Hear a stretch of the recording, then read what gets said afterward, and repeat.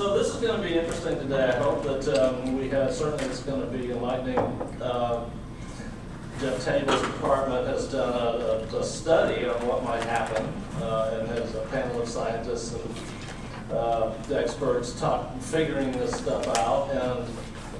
And I think this is a monumental paper that people in the city and the region have to look at and think about and offer some strategies. I won't talk about it much, but this is, in my mind, an extremely serious issue. And of course, I don't know if you know this, but in the Houston area survey last time, Harris County residents, 83% of them thought that climate change was a very serious or serious problem. So we have some issues with elected officials not agreeing with that idea, but nevertheless the people of Harris County get that we have a big problem here. And so here I hope are some solutions, and we will, Jeff, give a presentation. Jeff Taebel, who's Manager of Community and Environment. Did I get that backwards again? No, that's right. Okay. Here at H-GAC. Thank you. Good afternoon, everybody. I'm hoping that, and again, I never like to talk about a small turnout at a meeting. It's just like I'm blaming the people who showed up for something, but I think David hit the nail on the head with his comments about the roads and elected officials, and I really wanted to begin today by just telling you, regardless of surveys and the way national sentiment is moving, getting to the point with this report being adopted by the H-GAC board was no mean feat. If you look at the title of the report, we've got some extra copies if you want one. It's also available on our website. You'll notice that the words climate change don't appear in the title of the report or the panel that advised us. Back in November '07, our executive director, Jack Steele, proposed to the board that we seat an expert panel to come up with recommendations for local governments to adapt to climate change. And he was not suggesting that it's inevitable or the rate it's occurring at or the impact that human activities have on it, just if-then type of proposal. How would we adapt? And I don't know if any of you saw the newspaper coverage. That was a pretty spirited discussion. Many of our board members objected to the use of the term climate change, that's a politically charged, value-laden term that implies this basket of kind of liberal or big government ideas that we shouldn't be seen as endorsing. So even just naming panel got us off to a start. I just say that because I think it's important that we take care in how we communicate and what we communicate to people, because it is a topic that I think is too important to let it get lost in the rhetoric of the day. We wanted to really have a diverse expert panel that would kind of be the best minds available to advise H-GAC on the topic.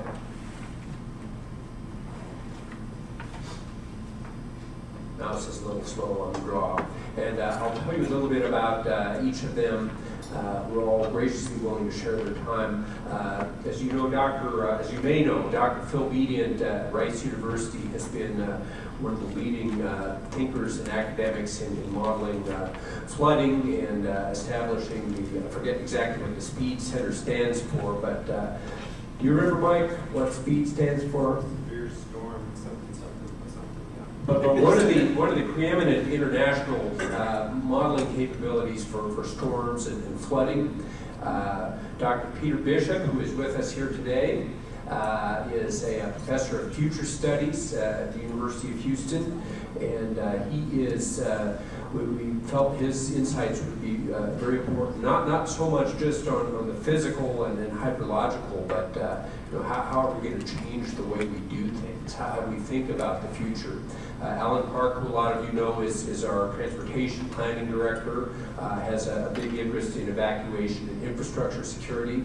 Robert Harris, CEO of the Houston Advanced Research Center, has done a lot of climate research. Dr. Lane, I think, was the head of the National Science Foundation in the Clinton administration, and again has kind of seen the national research and political aspects of this issue. Dr. Barry Leffer, also at U of H, I think teaches the only currently offered class on climate change here in the Houston region. Jean Leong is the former executive director of the San Francisco Council of Governments, our comparable organization in the Bay Area, and they had done some similar work. He's now consulting here in the Houston area. Mike Talbot, who's with us today, is the director of Harris County Flood Control District, and obviously has a big vested interest in thinking about the impacts of environmental effects of potential climate change. And then Dr. Vedlitz at Texas A&M has been doing some work on local government responses to not only climate change but other potential environmental effects. So we just couldn't be more pleased with the outstanding and we feel very balanced, pragmatic panel that we put together. And again, even with panelists of this stature, I think there was great concern on our board's part that this could somehow get out of control. I'm going to quote briefly from the board meeting again. Some people were saying, well, what if the panelists want to go commenting to the media about positions that we may not share as a board? And Jack Steele said, well, I think this is the United States of America. So, I'd say a little bit flippantly, but there's a lot of concern about this, and we felt we really had to get a top flight group to advise us on this. And the board also was very narrow in the charge given to the panel.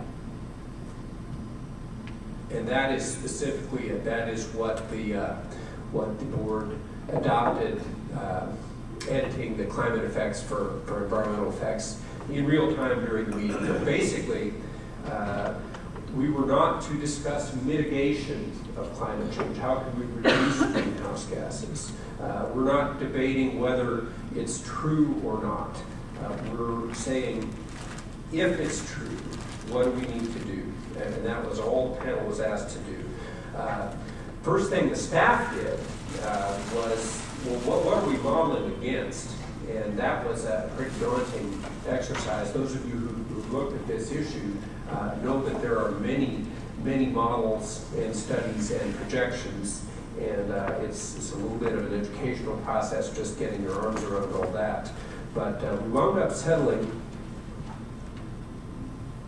on these main parameters of what we would be looking at in 100 years. And this is largely adapted from something that the Department of Transportation did called the Gulf Coast Study. They adapted the IPCC numbers, which are kind of an averaged set of climate variables from a lot of different models, kind of a consensus base, so it's viewed as rather conservative. And then this study really adapted those factors for the Gulf Coast. And even then you'll see there's pretty big ranges in these numbers, but looking at increased temperature, sea level rise, both frequency and intensity of hurricanes, tornadoes, heavy rainstorms, and interestingly, more prolonged drought and intense wet periods, but with similar annual rainfall. So maybe going more to a monsoon-like climate than kind of a steady rainfall climate. So we felt like we had to at first define, what is this new climate we're adapting to. Now, those of you who know me and the way we tend to approach problems, of course, my first instinct is always to make it a GIS exercise. So, as soon as we got the numbers, now we'll just plug it into the GIS machine, and we will we will suddenly have light and enlightenment. I'm going to show you a couple things that went wrong with that. Okay, what do we do with a monsoon-like climate? How do we do a surrogate model for that? Well, we thought, let's just flood the floodplain. Let's just assume that everything in the floodplain is now constantly exposed to damage. And I'll let Mike, I'm going to give the panelists a chance to comment and rebut since this is America, but I think Mike would be the first to tell you that that's probably not a very intellectually rigorous exercise. We learn quickly we don't really have the expertise and time and budget to do a proper flood risk assessment based on different rainfall numbers. But I think that was a thing that we put on our list that we need to work on with others about how would you really define areas that would be at risk. Thinking about the infrastructure side, well, is that going to be underwater for a day? Is it going to be underwater for 3 weeks? Is it going to be washed out? So we quickly learned on the GIS side that there were assumptions that we weren't prepared to flesh out. Now, sea level rise, that ought to be more straightforward, right? That's just a constant flow. And I'm going to switch media here for a second and show you our sea level rise exercise.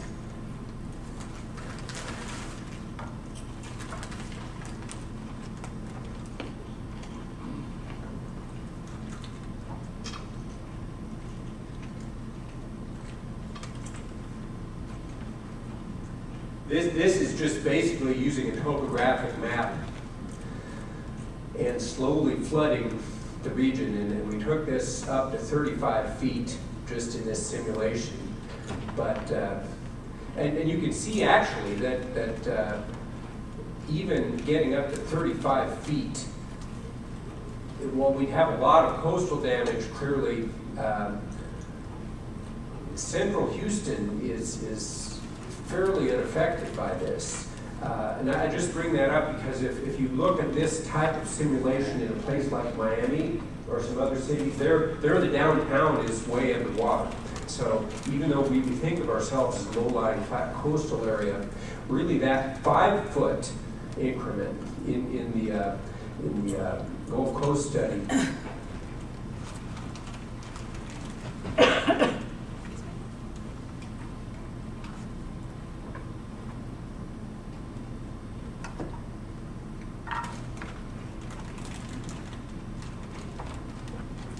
I'm hoping that comes back. The 5-foot sea level rise doesn't even really show up very well on the map. Other than Galveston Island and Bolivar and a few other places, the 5-foot doesn't affect that great a number of population or growth. We've got about 5.5 million people. Even in 2035, a little over 100,000 population would live in that zone.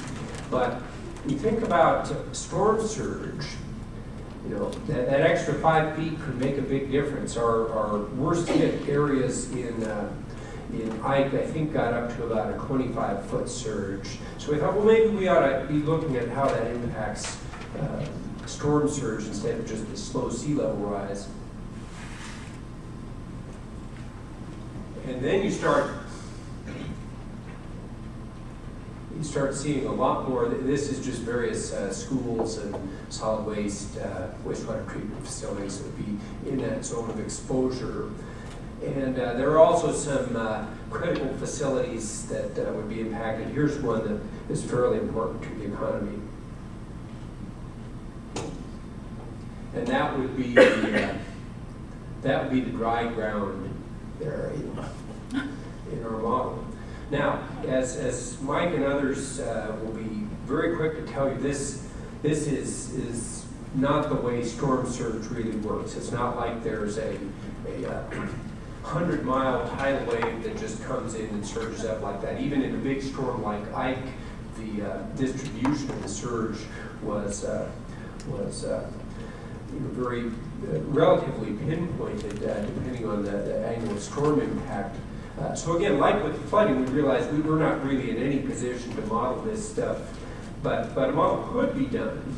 And I think there is some work Mike was just telling me about that we're really talking about sort of levels of risk in different parts of the region rather than this cartoonish GIS exercise we dreamed of. So we kind of switched, and I think that's a sign of a good group. After we got into the issues a little deeper, we sort of switched to the focus to a more general set of recommendations that would apply to all of our local governments. And if you see in the report, we made 25 of them, and they were kind of organized into sections about management of operations, growth management, strategic investments, and then recovery and rebuilding. And I'm not going to go through all 25 of them, but I'm going to just give you a few of them here.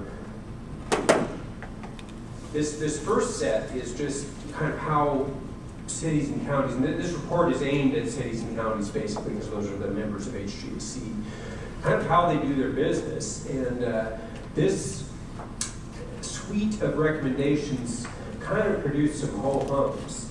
Even people on the board said, you know, well, gee, we're already doing a lot of this stuff. And I think that's a good thing. How we respond to that is, yes, you're already doing a lot of things that we're going to need to do to adapt to these changes and keep doing them. All of these things are going to be even more important in a hotter, more extreme weather event type of situation. And by the way, almost all of them, even though they have initial capital costs, will produce operational savings over time. So we think the easiest sell are these recommendations we've categorized under how we manage. Possibly more controversial is this next set. And that's how we grow. I think that is the last house standing on the west side of Bolivar. And it is very interesting to take a look at where the new building code buildings were versus the old building code buildings. So we think clearly kind of evaluating performance of buildings under the new code and seeing if we need to even strengthen it more, if indeed we are going to rebuild in some of these higher risk zones, is key. I think that's the Texas City Convention Center. And again, just looking at where we cite major public facilities vis-a-vis flood risk. Obviously, again, Harris County's been really on this for the last decade or so, looking at the flood retention values of what we call green infrastructure and preserving more of the floodplain and wetlands to buffer some of these impacts. Obviously, green building, and I didn't put a picture of it up, but more compact communities and local centers. You know, I think this is true regardless of the disaster, but places that don't rely on being able to move great distances in case a road is underwater or a bridge is out, where people can't actually get around on foot if they need to in an emergency, tend to be more resilient than some of the living and working communities we've created. For the engineers in the group, you know, it's all about the design values. If Mike pointed out in the panel, you know, if you give me the new design value, we can build to it. Well, are we building to the right design values? Should we build in a little bit more headroom for more extreme weather events, for more exposure? On issues like overhead power lines, yes, it's way more expensive to put them underground, but it's pretty expensive to put them back up when they all fall down and the interrupted economic activity that occurs and like that. So really kind of looking at a longer life cycle cost as we plan these capital investments is maybe something we ought to think about. And then the final one, and I almost hesitate to put this up because I think events of the past few months with the stimulus bill and the ag recovery may make this one seem not as necessary, but that's Bolivar. So that's basically gone, in case you weren't aware. And we We are very fortunate to have a big allocation of public money coming to help us recover from Ike. Maybe additional stimulus funds available for this, but we are talking about a devastation of a scale that it's hard to really put it in terms of, you know, here's a housing program that can pay for these eligible costs, and here's a eligible infrastructure. I mean, we're basically starting from scratch here. And our idea, I hate to even voice it, but apparently it hasn't drawn a lot of attention yet, is should we consider some type of a regional self-insurance program, if you will.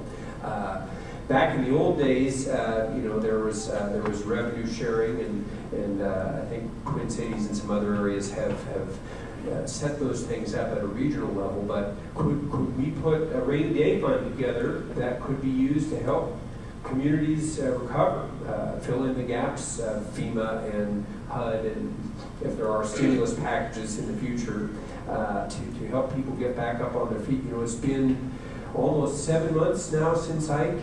And we've been moving pretty fast for the government, but those checks aren't out there yet. What if there was another mechanism that we could respond? So those are kind of the global recommendations. We also wanted to give people a template, because obviously these may not apply uniformly between Seabrook and Waller and Huntsville and Palacios. So we wanted to give people a template for how they could do sort of a mini plan for their own communities. And these diagrams are, I apologize, they're going to seem a little bit abstract at first, but I think they make our point pretty well if you think about them. First of all is this vulnerability assessment, and I want to stress that this can either be a building, a system, or a population. It really applies to any of those things. And exposure is, you know, what is the exposure to the risk? You know, what's the percentage, if you will? And sensitivity is, well, how bad is the risk? If you're talking about people and vector-borne diseases, because we're in a different climate zone now, you know, what age groups, how would they come into contact with it, what's their sensitivity, what's the impact on our society, and then what's the adaptive capacity. And again, these things all wind up kind of being a sliding scale issue. You know, you may have a very sensitive, highly exposed system or community whose impact would be great, but maybe the adaptation is easy, so that shouldn't be our priority. We all get vaccinated. Is that easier than building an Ike dike? I don't know, but you with finite resources sort of get into these kind of questions, and so we think advising people to go through some sort of systematic exercise like this, the output of which would look like this, where we really kind of group things into high risk, high importance, and where those overlap ought to be the priority capital expenditures. These would be lesser, these would be in the middle. Again, this can be a little bit of a tricky exercise. You know, if you we're looking at the first thing to invest in, would you invest in the hospital, hardening the hospital, or raising the main road that gets to the hospital, or putting the power lines underground so the hospital can keep its power on, and the water lift station, the wastewater treatment plant that get fresh water to the hospital? You know, you really have to go through almost a complete systems exercise, even though it just off the bat you might think it would be easy to come up with these priorities. So obviously that's going to be a multi-year process, but we think we've come up with a good model and a way to organize people's thinking. Next steps, again, I've presented this, I think, to about 2 or 3 groups. It's been a little bit slow with the takeoff, but I think, as with all things, there's a gradual wake-up call. One thing, though, that is going to quickly, I'm sorry, I skipped a slide. The phasing is important. I'll get back to what I was saying in a minute. It's a little bit hard to read, but obviously the policies, and this would affect, I think, the growth management types of things, are quote, the cheapest thing to do, because basically you're passing the incremental cost onto the builder or the developer. And I know that is not a popular position sometimes, but going in and retrofitting is always going to be more expensive than requiring, you know, those sort of adaptation measures when you build it the first time. Clearly, we think that those operational recommendations of water conservation and energy conservation just make sense to do now and do throughout the process. There is never going to be a bad time to do those things, and we think they actually will have cost savings. And then kind of on these three capital intensive ones at the end, obviously we would say strengthen and protect first. Redundant systems, though, are important. The traffic modeling, not to say anything about the environmental issues of having a second crossing onto Galveston Island, might not appear to justify that facility. But if you know, a barge gets blown off course and knocks into the causeway, and there's some cataclysm on the island, you know, having that additional bridge might be a good idea. Well, of course, prioritizing redundant facilities in a resource-limited environment, that's going to be difficult. And then some things, it might be really more prudent to relocate them than it would be to harden them or create redundant backups. Unfortunately, it would be great if we could put all that stuff into long-range capital improvements plans. In reality, we expect a lot of that is going to be done in the recovery phase. You know, we're not going to raise the bridge until we have to replace it, and that's fine. I mean, there may not be a great cost benefit in taking those steps right now if we've got this 100-year horizon. But we think it's important just to identify the long-term plan now, even if it's 50 or 100 years in its implementation. We are very excited to be partnering with the Bush School of Political Science at A&M, who is actually doing a survey of all local governments in the H-GAC region, which is that big map on the south wall there. We've mailed this document to key officials in all local governments, and this survey is going to basically ask them, did you get it? Did you read it? What do you think of it? And what do you plan on doing about it? And Amy, I think there is going to be a presentation on that in May, and we'll give you that information, David, if you want to post that if the group is interested. So we're very interested. We really haven't had any direct feedback from local governments yet, other than at the board itself on what they thought of the report. Mike has been actively involved in our Flood Management Council, and we have produced, isn't quite published yet, but we've produced a best practices manual that goes into much greater detail on flood-related recommendations that we have in the report. We're going to be having our first resiliency workshop on April 30th in Texas City. That's mainly going to focus on these mutual aid with storm debris is the main issue. How do you recover from all that debris that piles up? We're also planning one to be determined on the city planning, the how do we grow recommendations.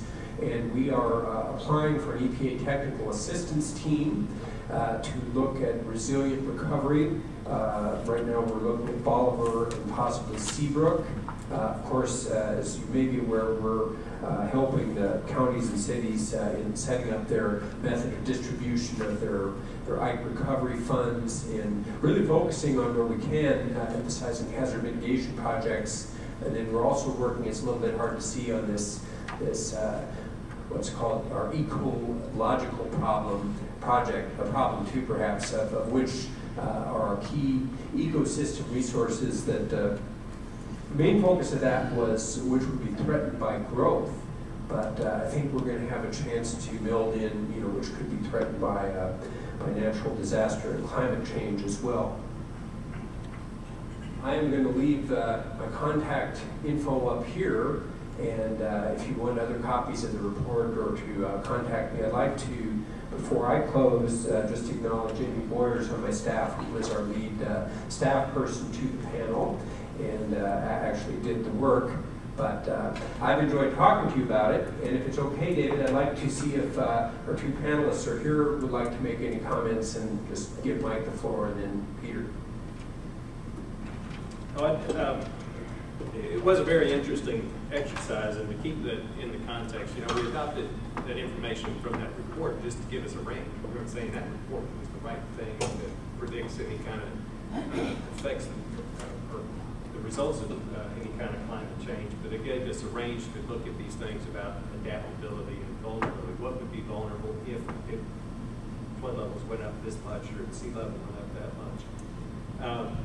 And then how would you adapt to those? And like Jeff said, a lot of people are doing some of these things already, not for these reasons that we're talking about. They're looking at other issues than climate change and are adapting to some of the different approaches.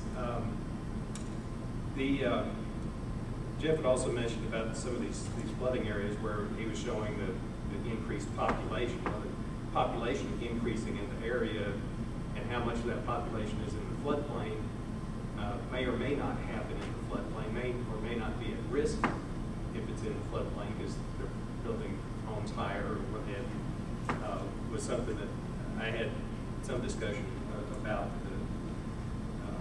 the GIS exercise that we were talking about. And also on the risk, when, you know, just keep my comments mainly to the flooding issue, is that, you know, I don't know what the future holds for changes in rainfall. That particular report said our annual rainfall will be about the same, but maybe more intense, more frequent storms, and have more periods of drought in between. And for most of our flooding issues in Harris County, I don't know that that is a huge problem for flooding in general. You know, more intense storms are going to affect your more common drainage systems like your street drainage and roadside ditch drainage. It's designed for, you know, 1 inch per hour. If you get 1 inch per hour more often than you used to, the streets are going to flood more often. So that's an issue. But the type of designs that people are looking at now are trying to make sure that that street flooding doesn't equal house flooding. And so I don't know that for our main flood control systems that you would see much difference in how they would respond. And even if you did, with the inland drainage systems, it's not an all or nothing on flooding. It's okay, so if I'm designing for a 100-year now and I get changes in the rainfall, maybe it's only a 95-year level of protection or a 105-year level of protection. The systems can still carry a heck of a lot of water, and it's a totally different issue when you're talking about the coastal flooding, where a foot of sea level rise or a foot of subsidence, for that matter, equals a foot of inundation. And then on top of that, what you get with a hurricane surge is the surge going farther inland, the wave heights actually being capable of getting higher because the water's deeper. You can end up with a much more destructive coastal situation with sea level rise or the equivalent of subsidence. But in our business, what we look at a lot is the risk and also the consequences of failure. With our types of systems that drain by gravity, that carry a whole lot of water, is that you don't have a failure mechanism like you do with New Orleans, with a levee system that if it fails, the consequences are everything floods for weeks at a time. We don't have that type of system. It's going to drain. All of our systems drain out very quickly after a storm. So that's what I'm saying. If the rainfall changes a little bit, well, I've got a little bit different flood level, higher or lower, but it's not an all or nothing situation. And a lot of these types of things, there's parallels to the insurance industry, is that you want to have insurance, but you never have to use it. But the actuarial basis for that is that it should equal out over time. If you get a lot more frequent flooding, insurance programs wouldn't be that effective, or the rates wouldn't be able to keep up with the the increased risk. And so we're always looking at this idea of the consequences of the change. And this is some of this that we got into about the vulnerability and the adaptability is just how much of a difference would it make on some of these systems. And those are some of the things I thought about with the flooding issues involved there. Good. Thank you, Jeff. It was a real privilege working on this panel because, frankly, I was the kind of a citizen, know-nothing observer. I learned a lot more than I contributed by any means. This is, of course, something that is totally within exactly what the kind of thing that we do in future studies, which is long-term planning and preparation, and therefore probably why I don't get to many of these meetings, but if the attendance is lower, that's why it's lower, because it's very hard to get excited about something which is not very probable, but is going to happen, we know, sometime. So I really want to commend Jeff and Amy and the H-GAC people for taking the effort to do this, and we as citizens should be continually talking about it because indeed it's our long-term future. The one item that I think I'm going to relate a short discussion we had and the question that I had of the scientists there was this concept of a 100-year floodplain. And obviously we all understand that as the rainfall is expected by a probability distribution once every 100 years. But we are also forecasting more intense storms, not necessarily more frequent storms, but more intense storms, which therefore would lead you to believe that the 100-year floodplain would actually happen like every 20 years, or a 100-year flood. And I said, well, are we going to adjust the 100-year floodplain not based only on historical data, which is adequate and interesting and certainly scientifically plausible, but on the scenario that actually the storms do become more intense, which is pretty much an intense. And I think, Mike, you were involved in that discussion. Some of the other people said, yeah, that's a great idea, but no, we won't.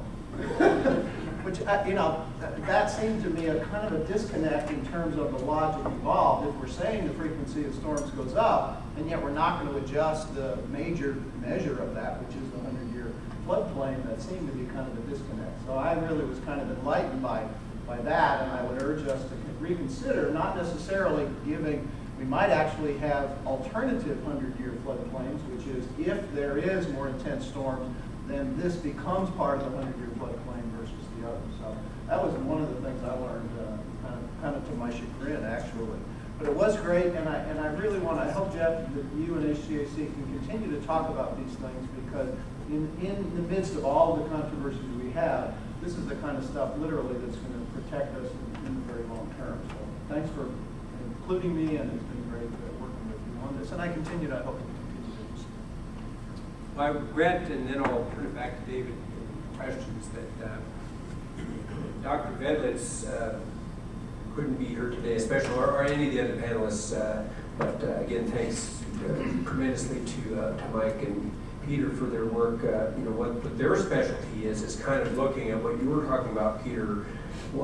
How do you get institutional change to address a 100-year problem when you've got a 2-year political term and a 10-year capital improvements program? And you know, as I said, when we started the project, we kind of saw it as this GIS exercise, and when we finished it, we kind of saw it as a public policy sort of project, and I think that's really the next place we go. So thanks very much for all of your work and for getting this thing out so we can actually start to talk about it. Now my first question is so gnarly, I'm not sure I can state it, but unraveling this sort of conundrum here, which is essentially saying we're not saying climate change is coming, and we're not saying there will be any effects, but if there are, this is what they might be, and here's some things we might do about that, and not having any kind of strategies, although I see they're in here regardless, any kind of strategies to sort of calm down the possibility of climate change, to actually see what we can do to prevent some of that from happening. You know, it's sort of saying, okay, let's let all this happen to us and we'll see how we can adapt. Isn't that? I mean, I think the attitude sounded like, and I read that thing in the drawing, it sounded like, well, this is all baloney, it's not going to happen, it's just political hogwash. But we have to do something, so it will be, just in case it does, this is what we might actually to the next place where you say, and maybe it's in there a little bit, but relocate is something like, let's not build so much stuff, whatever. Well, you know, one of the things that we tried to use, and again, it cuts both ways, is, you know, other than the sea level rise, which, as Mike points out, that's permanent, that's not a 3 weeks, and the temperature rise, which is, I think, harder for people to get their minds around. That means, 2 degrees doesn't sound, when you talk about averages, that doesn't sound like a lot. And if you're already skeptical about these models, people who explain that 2 degrees would wipe out, you know, crop production and bring us dengue fever and all that, you're I think, resistant to that because it seems so black box. So what we tried to really emphasize is, you know, the stuff that's real. Ike is real. You know, Allison was real. There's a likelihood that the real stuff that's happening right now is going to happen more. So the stuff you're already doing to address that is even more important than you thought it was. And that's sort of how you get it started. Well, so if I may, I'll ask one more question, and I'll ask it of Bob Randall, who is, among other things, he has a climate change garden, right? And watching things that shouldn't work. But could you comment on that, the notion of what is happening already that we can see that seem like small things, that with crops moving north, birds, whatever else there might be? Well, actually, I was going to make 2 comments, and I want to actually. Very glad that you're trying to address this issue. And my understanding of what's happening with climate, just broadly, is that when you start changing temperatures of the tropics and the poles, that's the difference between how hot it is and how cold it is at the poles and the equator is what drives most of the wind and current patterns on the planet, which is what affects weather and climate. And what that to me means is unpredictability of climate. It means that those wonderful models that people are spending a lot of time creating are hopefully accurate, but really this is the first go on the model, and they're not going to see if they're accurate until it happens.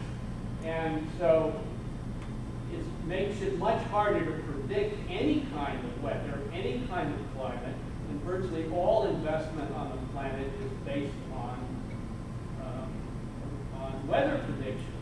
How windy, how hot, how cold, how wet, how dry, and so on. And so given that, the effort to plan, given what you're planning for, is increasing unpredictability of climate, what you're planning for, which is, I think, a brave effort. But I guess that's the first thing. The second thing, and just to answer David's question, I did a look at weather since 1860 or so using NOAA weather data. And if you look at it's been a while since I did this, but either the 10 hottest months, 10 hottest Julys ever, the 10 hot, or maybe it was the 20 hottest.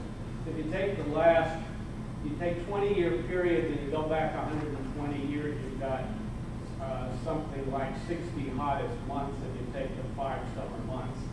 And the last 20 years has been by far the period with the most hot months, for example.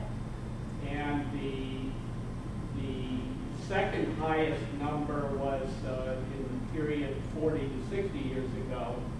And it's about 3 times as much as anything before 60 years ago. So the previous 60 years, you have very few hottest months ever. So, I mean, so that means we're using more air conditioning, we need more insulation, we need all those protections. And that's for every county building, every private building, so on. So I would just say that's one example. There's been the lowest temperatures that we get in the winter times have certainly modulated in the last 20 years. But I'm not pattern in hottest months. Well, let me maybe just rephrase that a little bit, because most people, I think, when they think about climate change, as you say, 2 degrees, what does that mean? Or they think it means we're going to lose polar bears, and that's horrible, but they're out there somewhere, or maybe sea level rise. But I don't think that's the effects we'll see first. And as I remember, the Shell Sustainability Center had a little workshop about 3 or 4 years ago to do some scenario stuff, and there was somebody from the maybe Leland school, is it? No, the health. I mean the pollution stuff. Said he thought the very first effect we would see was dengue fever here in our region, which is pretty nasty. That's not what people are expecting. You know, that's a terrible sort of nastiness to somebody who's crop failures and that kind of stuff. That's the sort of local thing that we see. And so my question to you is more like, are we seeing any of that yet? Well, I will mention another thing. The New York Times had an article that said that the area between Austin and San Antonio a month ago had the worst drought since 1918.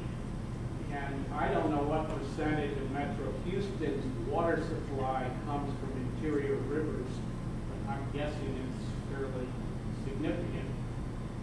Trinity, for example, we're assuming that Trinity is going to have water in it. And so, I mean, it'd be nice if it would anyway. And so, I mean, just in terms of what I was saying was, when you increase the level of unpredictability, then you say, well, does, say, the city of Houston need to invest more in trapping river water? And you don't know. Do you need it or not? Nobody knows. Nobody knows how dry Dallas is going to be. That's the problem. And I think the model is, I doubt very much drought-driven enough to tell us. Well, it's sort of like, what's a good analogy here? It's almost like building on the water. It's kind of hard to get your foundation set, and you're right. In our initial review of the models, they all say it's going to get hotter and drier, except for the ones that say it's going to get cooler and wetter. So, it's hard then to give Michael what's my new design value, or give the water development, or how big is the reservoir need to be.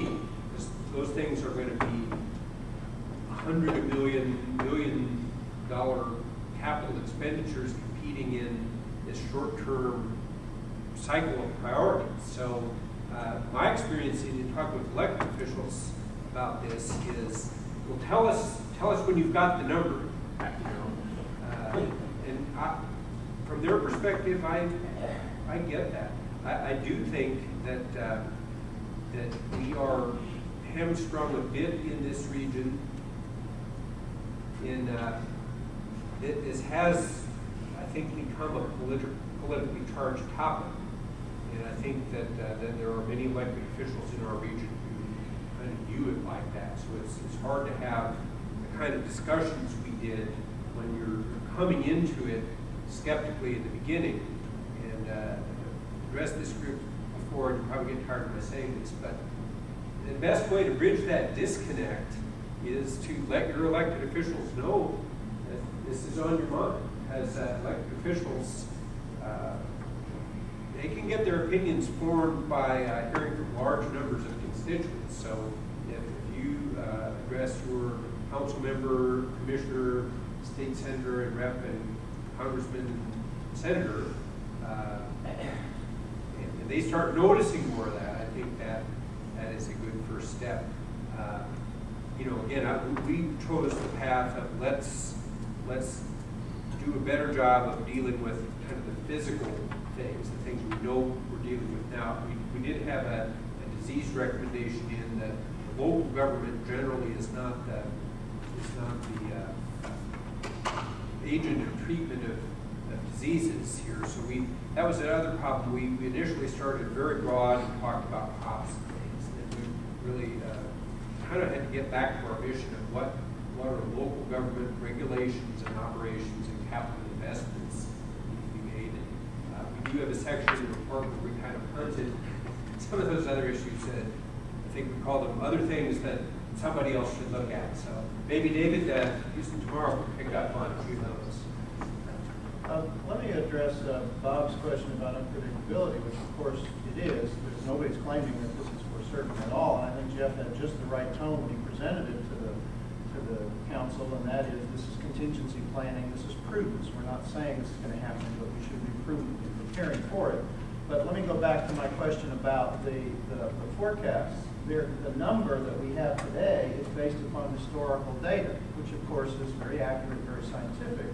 But we're also claiming that there is going to be a new era of data, and that has a certain probability distribution. So maybe I might suggest to the technical folks, like water supply people who are forecasting needs and investing in supply, when we not talk about a 100-year floodplain, which is a probabilistic kind of a number, but we talk about the 100-year flood, the 100-year drought supply.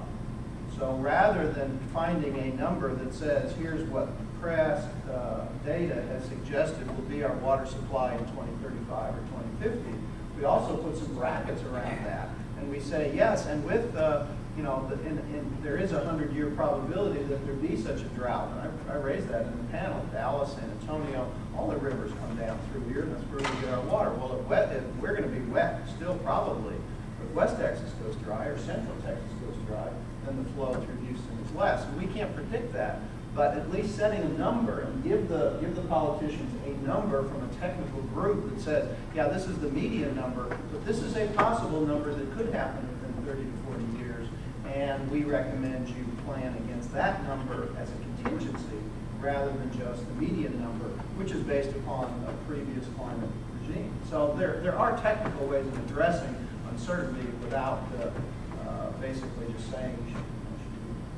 One of the problems, and I agree with that totally, though, that we have had in kind of bridging this scientific and political gap is, I'm sure you'll be shocked to hear this, sometimes it's kind of hard to get a scientist or a group of scientists to give you a number. No, really? A probability distribution? Yeah, it's hard to get the number sometimes.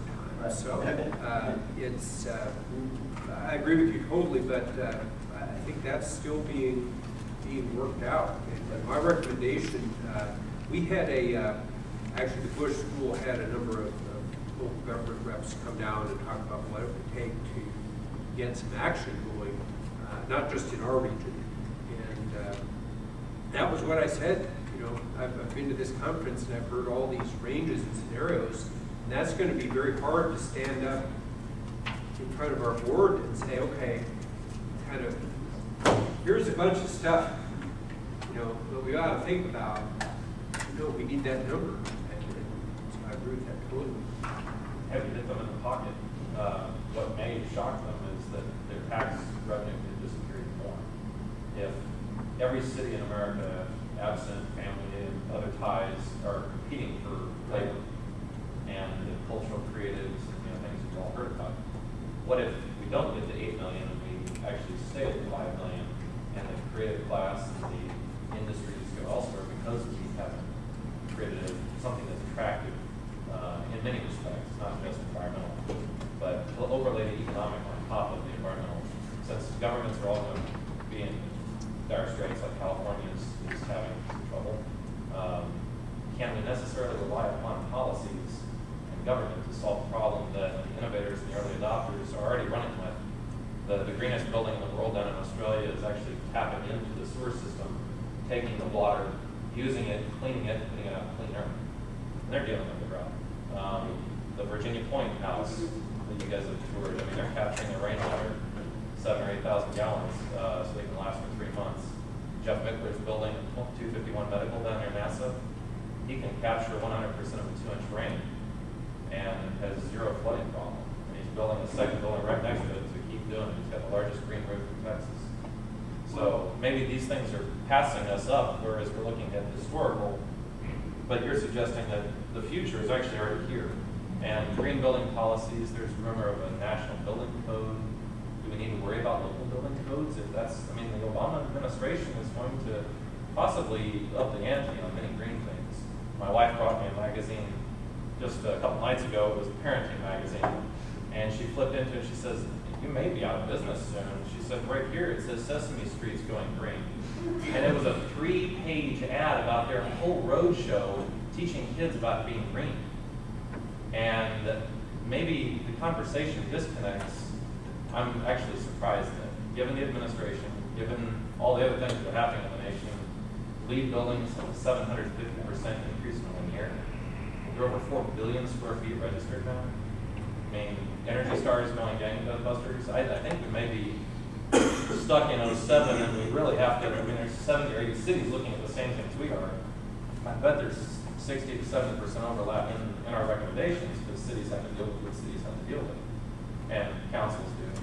So, how do we motivate not only the governments through policies, but the individuals? Policies are meant to catch the laggards. Well, the innovators, early adopters, early majority, they may drive this train.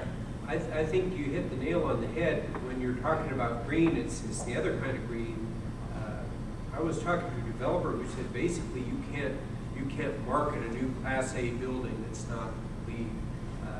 I don't know if others would agree with that or not. As far as the disconnect on how that should affect capital investments in city council and county commissioners, though, I kind of think that's a different. Maybe Mike, you want to pick up on that? How put you on the spot? I mean, is your commissioner's court? Is our board very different than Harris County Commissioner's Court or elected bodies you deal with all the cities in the county? Well, it is tough. I think term limit plays into that. It's not my problem. It's the issue that you get into with trying to develop policies and being so caught up in today's problems is trying to address those from limited funds. The things that we're talking about here, though, are things. The change isn't going to happen overnight. You've got systems that are functioning right now, but as you replace them, think about them differently. And so it has to be built into the program for the long run. There's not a whole lot people have to do right now. I mean, the focus of this report, and this issue is we purposely stayed away from. What is our target audience of local government? What can they do to address some issues locally? Is our philosophy on that is that we just took the position that local governments aren't going to change what's happening in the world. What can they do for their own stuff? And that was the focus. I think it's had to adapt what criteria you start designing to and evaluating as you replace filling out systems or you build new systems as you go forward. So I think there's just been, the focus is on, there's so many current problems to deal with. Infrastructure is taking a backseat forever on more pressing issues, education, wars, and there's those things that are saying, well, it's working now, we'll deal with it later. It takes a little bit of consequences. What if infrastructure? It's a retrofit of all those things that it takes a while to implement. You've got some time to do that. There is local interest in the low impact developments, trying to contain your impacts to your site so that you don't have induced problems elsewhere. But I mean, even something as simple as it sounds with cisterns, with collecting rainwater is 2,000 structures. How and when can you get all of these structures retrofitted, and what's their incentive to do it? It's making some of that's going to happen, but just raise the water price. It's a subsidence issue, obviously. Yes. This is This is May from the British Consulate. I just wanted to congratulate all of you on this report and putting this great group of experts together and looking at this very important issue. I know right now the legislature is also debating some bills on adaptation, and I was wondering how that might tie up. But I think there'll be, this is a sort of welcome first step addressing the regional issue, and you've looked at all the right things that we're also looking at. So on one point, we're really interested in learning from some of this, and we're also very willing and happy to share experiences on adaptation studies we've done in the UK. So there's a sort of open invitation to do that. And in the UK, we're looking at mitigation and adaptation side by side. There is no way we're going to be able to mitigate ourselves out of this global problem. So we're already, as a nation that is surrounded by water, looking at flooding and various other strategies. So adaptation is actually part of every regional city government's plan, as well as it being their sort of national issue in the UK. But also on an analysis point, we did the Stern review, and that looked at mitigation, adaptation. It analyzed various economic data, scientific data, and the models are actually on the conservative side right now. That was just one point I wanted to make. I mean, we did a workshop with Texas experts and UK experts at UT in 2007 looking at West Antarctica. And these are all the IPCC authors.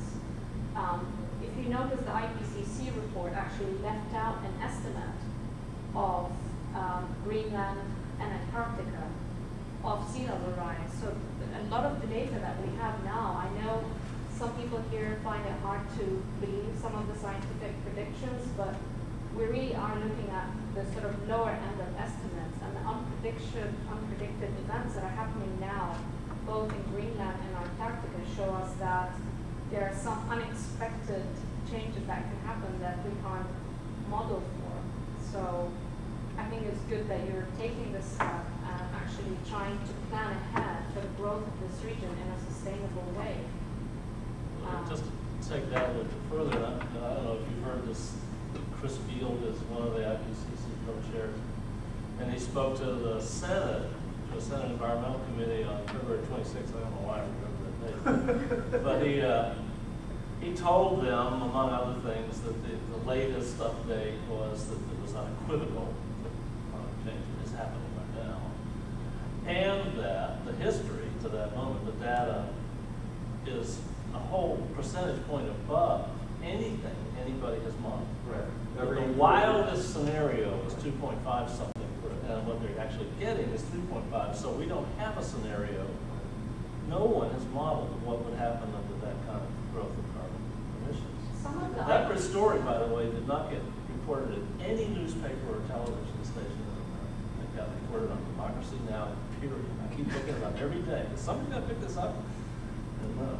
Every successive report for 4 years, for those 20 years, has been an underestimate because you said it's overly conservative. It's a consensus of thousands of people. Yeah. Yes. I've got a follow-up question based on May's comment that I'd like to put out now. First of all, I want to say I had a few minutes to look through this before your talk. I am absolutely delighted. A big thank you, Jeff, and to the panel and put in the hard work to create this. My question is, what are the institutional plans to keep this a living document?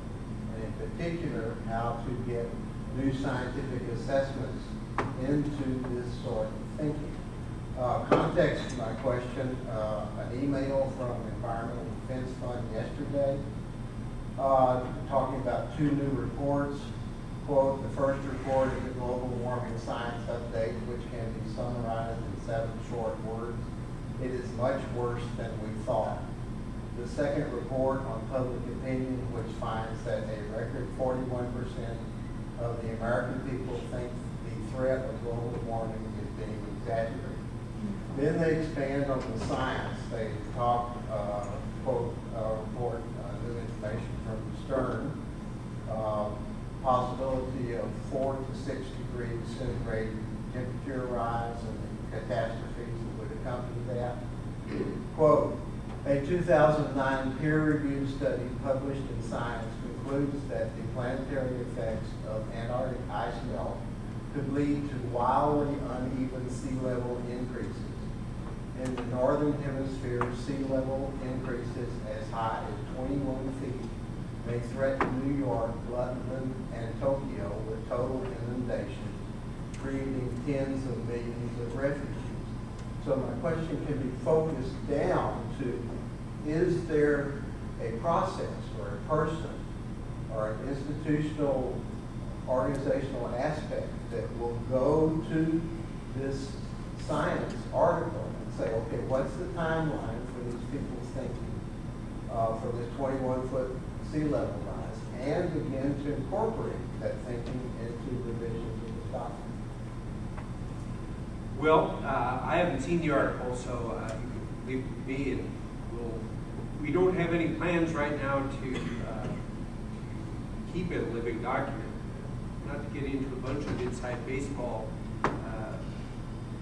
Basically, we have to seek funding every year from our board to continue any locally initiated program.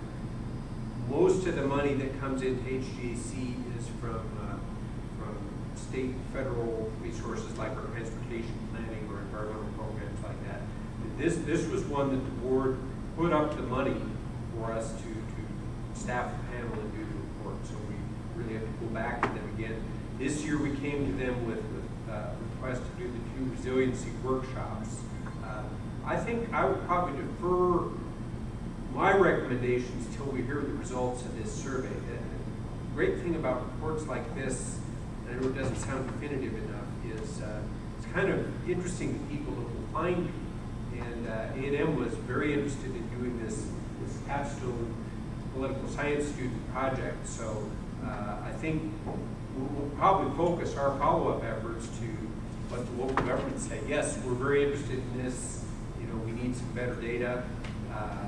And we've got a lot of backing to go to the board and say, we need to fund this permanently and do just more detailed modeling with the new numbers you're talking about. If we get kind of a resounding thud, you know, we do work for the elected officials who sit around this table once a month. So then I kind of kick it back to the citizenry. I think it's important that they all hear this is important. If you're on the H-GAC board, you know, where your rep is, yes, we support continued looking at this. So, Jay? I have a question for Mike to follow up on that, try to explain it. And I was very much seeing this report in that way, that this is a catalyst we need to hope that our municipalities will latch onto, and we can't change the way they do things. And I'm wondering if there's lessons from the Harris County Flood Control District. I guess my impression is the last 10 or 20 years that you guys have changed the way the region really looks at flooding. We've gone from dealing with flooding to dealing with floodplains and those sort of stories. And I wonder, your experience of changing the way municipalities think about these things. Are there lessons we learned on here? How do we deal with municipalities? How do we change the way they think about it? I think a lot of that just comes from leading by example. I mean, in things that we do, you know, we update our criteria manual. Local governments latch onto that as an update and use that information. You mentioned county commissioners. 3 weeks ago, they adopted LEED standards for all new county structures, buildings that they're going through. Again, that's something I don't think well, there was a story about some of that in the newspaper, but I think with the local municipalities, a lot of it is overlap with what's happening next to it on issues is what I've seen on at least in the drainage flooding standpoint. I don't know if I'm addressing your question. It is tough to get somebody to champion a change in thinking that is real subtle at this point. In most cases, the types of things we're talking about, local governments, it's a subtle change that will make a difference in the long run to make somebody realize what's needed. Could come through technical organizations that get to the city engineer or get to city planning type of person that starts adopting procedures and putting forth policies. I think some of this stuff is a generational thing, like you said, Sesame Street stuff. It's coming with the new talent that is coming into the organizations. They're bringing these ideas in, and as those old codgers are phased out, I think you're going to see some of these attitudes shift shift with it, like the administration and the issues that we're dealing with there. Some of it's just going to happen generationally as we turn on the organization. I just wanted to mention that complementary to your study, Texas A&M just reissued a book on the impacts of climate change of Texas, and that's a very large review, which was also summarized in a short EDF report. And we did a conference with them in January based on that. So there is complementary data. I think those two documents, yours and the impacts, are really strong basis of evidence and pretty much a roadmap for policymakers who are interested in actually taking action. So I think we've got a great, now the next thing is to look at a mitigation strategy, which I know is harder to do politically, but it could be the newer generation to take that on. I wanted to ask where we see current climate issues and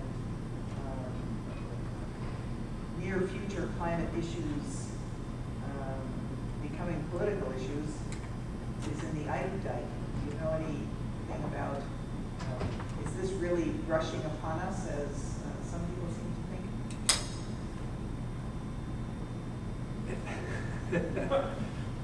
I would be probably lapsing into the realm of personal opinion if I were to answer that. I don't know if Mike, you have any? Usually don't have a problem lapsing into that. Okay. You know, we've mainly dealt with inland flooding issues, and since Katrina and Rita, we're getting a lot more pressure to start thinking about some of the coastal things. We're just Harris County Flood Control District. We've got a small area on Galveston Bay to deal with, but we are looking at FEMA and the Corps of Engineers are updating their coastal surge models for the coast of Texas, and we're deeply involved in that. We want to take some of these results and work with a regional stakeholders group to look at some of the issues. Just on a personal opinion again, the issue I have with something like the Ike issue is that there's a tremendous volume of storm surge coming toward the coast, and that's going to go somewhere.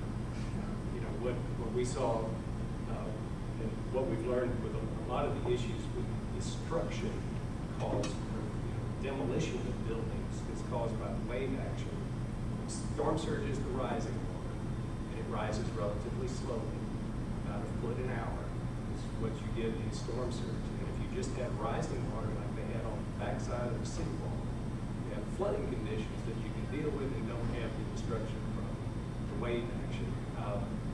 We've looked at some different concepts of how do you break up the wave action, still allow the surge to come in, but break up the demolition effects of the wave action.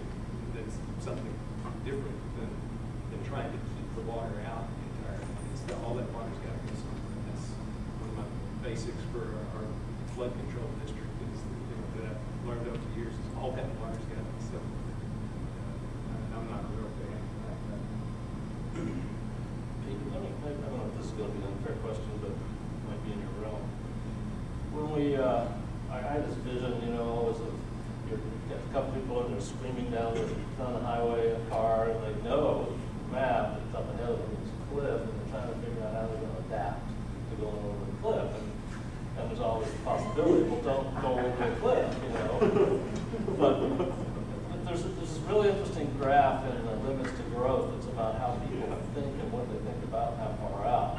Down here is the X is how far out, and up here is how broad. So family, business, town, nation, world, and up here is 1 week, et cetera. And the number of people who can think about a week or tend to think about a week and about their families all clustered right down the street. And the number of people who can think about what we're talking about here is, not very many.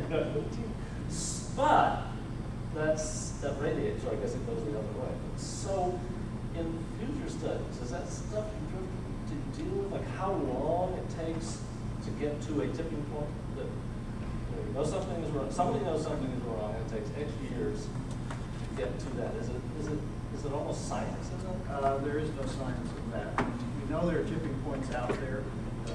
Pretty sure every system has a tipping point where it goes either into complete destruction or into some other phase of cycles. But, I mean, we can use the economic crisis as a great example. I mean, all of the values and everything that people were doing in the economic crisis were good at a certain level, which is home ownership is good, and credit is good, and even credit default swaps at a certain moderate level are good for hedging. It's like insurance. We all have insurance, et cetera, et cetera. It's when all of that stuff got to be 2, 3, 4 times what it was before and grow so fast that it reached a point where the system was unsustainable. There is no way of predicting, even in a physical system, where the tipping point is. And it would be out there. In fact, climate change is my basically catastrophic scenario. It's not, it is the Antarctica and Greenland. The global rise of temperature and sea water, sea level is adequate. And these policies, where they're taken seriously in time, adaptation is definitely possible with some strain. It's the rapid change, 2 to 4 degrees in a decade, that will really, really create immense pain and physical and economic destruction. Most folks kind of theoretically agree with that. I don't get anybody telling me but it is very hard to get people to act upon that and to prepare against that unless they have seen the effects. So we all buy insurance. We all buy auto insurance, life insurance, health insurance, homeowners insurance, but nobody is buying climate change insurance, except maybe some long-term insurance companies, because it's not a real threat to them as they consider it, because for the most part, 90% of the people are in that lower left quadrant that are not even thinking globally enough or long-term enough. I mean, just take Bob's statistics, 40% still don't believe that this is a real thing. I'd say half of those people probably in Texas. So the politicians, though we consider themselves they should be more interested, they are also constrained by their constituents who are telling them much the same thing. So there are tipping points out there. The concept, the change we need in mindset is to take those seriously, not to drive over a cliff, not to turn around and drive over another cliff, and we can correct the good life that we have in our society. But on the other hand, to realize that continuing to head in the same direction. So let me go a little further and say, if you think about the economic mayhem that we suddenly woke up to and we think September-ish, and where we are right now with actually a lot of action all over the world trying to do something about it, and maybe this is going to work. I'm still getting a little hopeful. And the ozone issue, same thing. It's very fast and solved, real disaster. But this one seems different. And then a piece of this is, here's a silo where you say, well, climate change is a big problem, or energy is a big problem, or economic is a big problem, or food is a big problem, whatever. To what extent are they the same problem? Is something we cannot seem to get out of. The economic, we're past the tipping point, and this is recovery, this is not preparation. So that's not a good analogy. Well, no, we didn't crash. Okay, it's uncomfortable, and people lose their jobs. I mean, 50% decline in assets and pensions. No, it's not zero, but it's severe. Okay. The ozone is a very interesting one because that is, I think there's an analogy there, and in there, the science was very much more narrow and very much clearer. It was very hard to create a dispute. I mean, a lot of this controversy is created by media and by political interest. This is not a scientific dispute. So it's very hard to do that. Secondly, it was in the interest of the people who were selling CFCs to have them banned, because then they could sell much more expensive substitutes. Hey, Dow Chemical wasn't necessarily, and the industry wasn't necessarily against that. They weren't rooting for it, but they didn't block it. And they said, yeah, sure, ban these things because they're commodities, they're cheap. And we got this other. So it was an alignment of forces where the science was very clear and the political, particularly economic interests, were not opposed to it. And boom, we get the Montreal Protocol, and we're saving. This is science is more difficult than there's political interests that are out of the system. I'm Nancy, by the way. But just to kind of add to your comments, Peter, I know we all like to live in a real deterministic world where we have, we like to have a number. Sea level going to rise this much, or we're going to have this amount of flooding, how much rainfall we're going to have. And it's really hard to plan, especially when we're working with a system that's large. I think we all agree with that. The thing that I was wondering about, especially on the report, when you're talking about sea level change, you're looking at the IPCC report from 2007. We all agree that that's a pretty conservative. I think the data is coming out that appears to be more and more conservative as time goes on. We're realizing that. So I think what we need to start looking at is really dealing with uncertainties and uncertainty analysis. You know, look at probabilistic models. The oil industry's been doing this for years, looking at their probabilistic models for how much reserves they have in the ground. They can't tell. Why don't we do the same kind of thing here? Provide probabilistic models for these kinds of effects and impacts that we might see. Then we can begin planning different scenarios. This is the scenario here. This is a scenario for a minimal change. This is the most likely scenario. And then we can start working on it that way. But right now, I hear politicians say, I need a number. I need a number. I need to see what to do. Well, you can't give it to them. And I don't think we'll ever be able to. We don't understand the system well enough to be able to do that.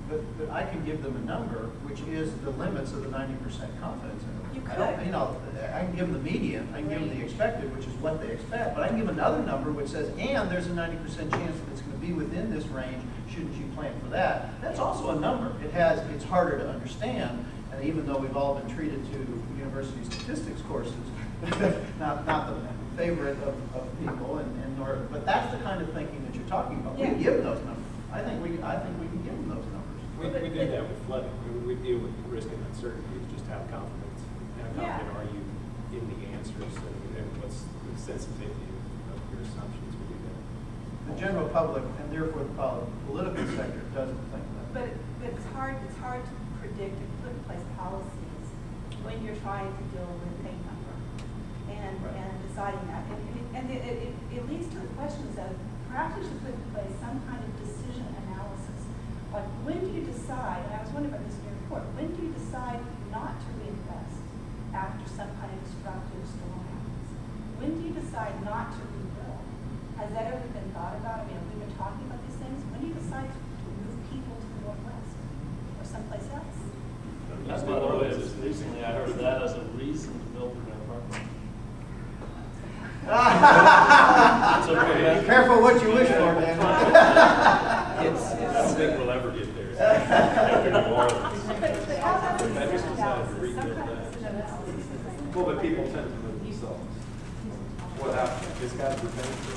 That's right. Yeah. People go green because they get. Everybody take a futures course, Nancy. That's what they say. Shouldn't we decide what criteria to put in place and say, this is the path. If these conditions occur, we should not rebuild it. We should not do this. Should we put in place those kinds of mechanisms to look at? I would just like to pose on an optimistic note, saying while we discovered, I think in about our second meeting, that this to do it adequately, and I agree with everything you said, is probably beyond the scope of H-GAC or any other regional council, but I think there is a federation of thinking emerging, and I think the creation of this speed center at Rice, I think the policy work being done at A&M, I think some of the research and technology transfer that's being looked at Park, and with what resources we and local governments can provide, we were trying to get that first dialogue going, and I agree totally. We need to put those resources together and keep this on the agenda. It may or may not wind up being, just one of our programs here, but we're in communication with all those folks all the time, and that's where it starts. I think the technical people are now talking about the problem, and we just talked beforehand. We need to look at those models that Mike's working on with FEMA and CORE, and need to work with Rice is developing this new risk assessment model for flooding. So it's going to happen. Maybe not in a we decree there's this new model we're going to house here. It's going to be more organic than that, but it's coming. I'm very confident. Great. Thanks very much for all of your work and for coming here today and talking to us.